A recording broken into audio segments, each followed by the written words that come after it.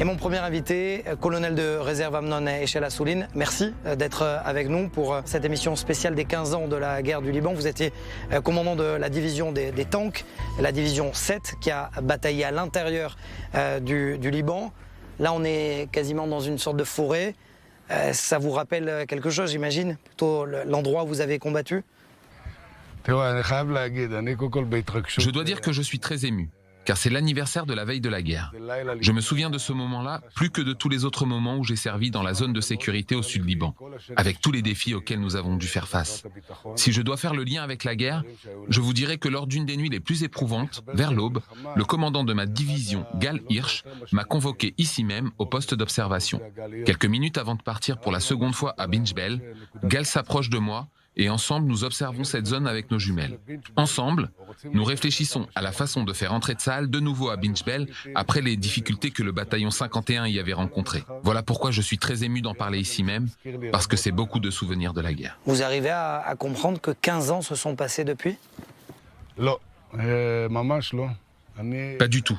Je dois reconnaître qu'à titre personnel, je vis toujours cette guerre pour la simple raison que j'y ai perdu plusieurs amis, les meilleurs parmi nos combattants. Que ce soit dans mon unité ou dans les autres, peu importe le nombre d'années qui sont passées, les émotions restent intactes. Il y a un mois, nous avons organisé ici un colloque pour les familles endeuillées. J'y étais et je me suis exprimé. Je me sentais vraiment dans la poussière de la guerre. J'entendais le bruit et je croyais y être. Alors oui, cette guerre, je la vis chaque jour et à chaque moment de la journée.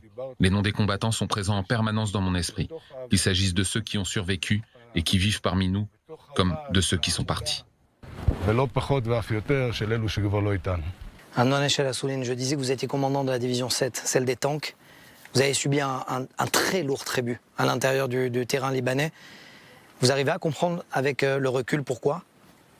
Tout d'abord, je dois dire que quel que soit leur grade, les combattants se sont tous bravement battus. Tout ce qui importait pour eux, c'était la défense de la patrie et la protection des citoyens de l'État d'Israël et de notre frontière nord. Ils ont été se battre, comme ils ont appris, dans le plus grand dévouement et sans la moindre hésitation. Et sans être politiquement correct?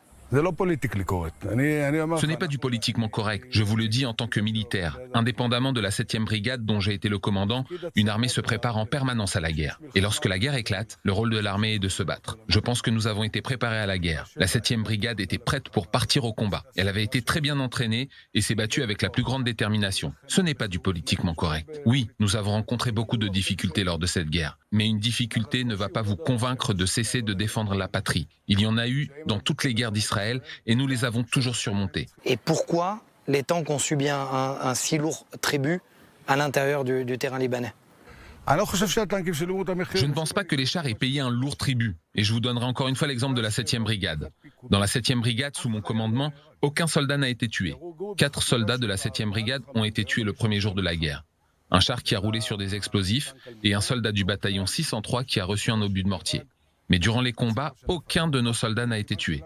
On peut dire que la 7e brigade a perdu un char, on nous a tiré dessus un missile anti-char. Tout le reste de nos effectifs, et je vous parle là de centaines de véhicules mobilisés au Liban, ont combattu d'une façon optimale en vertu de tout ce que nous avions appris sans que le moindre soldat n'ait été touché. Et pourquoi c'était ainsi? Tout simplement parce que nous avions été très bien préparés et parce que nous avons travaillé avec beaucoup de professionnalisme, sans compter le courage de nos combattants et les astuces de guerre dont nous nous sommes servis. La 7e brigade a donc brillamment accompli la mission qui lui avait été confiée et elle a atteint l'ensemble des objectifs qui lui avaient été fixés. Si vous étiez commandant de la division 7 aujourd'hui et qu'il fallait re-rentrer dans le terrain libanais, ça serait exactement la même chose? Je pense que non, parce qu'il faut toujours apprendre et s'améliorer. Je pense que s'il existe un élément fondamental reliant le niveau tactique d'une armée au niveau stratégique, c'est l'adaptation des plans de guerre aux menaces réelles qui pèsent sur le pays. Nous avions de très bons plans et un mois seulement avant la guerre, nous les avions mis en pratique lors d'entraînements. Sauf qu'il se trouve que ces plans n'ont pas servi durant la guerre. Si aujourd'hui j'étais le commandant de la 7e brigade, j'aurais fait tout ce que nous avons fait à l'époque, mais je me serais davantage investi dans le domaine des renseignements dont l'ennemi dispose sur nous, dans le domaine des combats urbains, car ce fut l'une des difficultés majeures lors de cette guerre, et enfin, dans tout ce qui concerne la façon dont les tankistes doivent se défendre contre les missiles anti-chars. Beaucoup de leçons peuvent être tirées de cette guerre, mais la façon dont nous avons mené les combats était celle d'une armée professionnelle qui devait s'adapter à différentes menaces. Une fois en provenance du Liban, une autre en provenance de Syrie ou de Gaza. Je vous réponds donc que oui. Une armée doit se perfectionner en permanence tout en tirant des leçons de ses dernières opérations et être prête à tout moment. Lorsque la guerre a éclaté le 12 juillet 2006, les citoyens étaient surpris et sous le choc. Mais pas nous. Il est vrai que nous non plus, nous n'avions pas anticipé cette attaque, mais nous nous y étions préparés. Une armée ne doit pas être surprise, elle doit être toujours prête à se battre. Est-ce qu'on est là aujourd'hui? Ça sera ma dernière question. Est-ce que vous pensez qu'une telle surprise peut encore une fois intervenir? Encore une fois, nous devons nous attendre à des surprises. Je ne pense pas que de l'autre côté de la frontière se trouve un groupe sioniste. C'est un ennemi dont l'objectif est de détruire l'État d'Israël. Nous devons donc être prêts à toute éventualité. Des surprises, il y en a toujours. Toute la question est de savoir comment réduire le fossé entre la surprise et la réponse pour laquelle nous optons. Si nous prenons l'exemple de la deuxième guerre au Liban, malgré tout le bruit qu'elle a fait et toutes les accusations que nous avons entendues, le résultat est très clair. 15 années de calme continu. À aucun moment de notre histoire, nous n'avions eu 15 années de calme sur cette frontière. Il faut donc évaluer cette guerre à ses résultats. Il y a un calme dont nous espérons qu'il durera et notre ennemi est complètement dissuadé. Le Hezbollah est replié dans ses bunkers, il n'ose pas en sortir.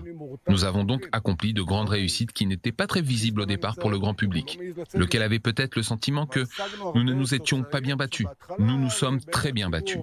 Et avec beaucoup de professionnalisme, vous n'avez qu'à regarder les résultats. Merci beaucoup. Amnon Eshel Assouline, ancien commandant de la division 7 des blindés des chars. Merci d'avoir été avec nous. Je voudrais ajouter quelques mots et je m'efforcerai d'être bref. C'est au sujet de nos martyrs. Je suis fier d'avoir été le commandant de la 7e brigade. Je pense que cette brigade est en elle-même une histoire fantastique pour le peuple juif sur la terre d'Israël. Je suis fier d'avoir combattu dans les rangs de Tsahal durant la deuxième guerre du Liban. Nous nous sommes battus dans des conditions très complexes. Nous avons toutefois réussi à surmonter toutes les difficultés, à nous battre avec détermination et à atteindre l'ennemi presque partout où il se trouvait. Nous avons accompli notre mission avec réussite et avons apporté à Israël une force de dissuasion qui tient depuis 15 ans déjà. Et on espère qu'elle tiendra pour longtemps encore.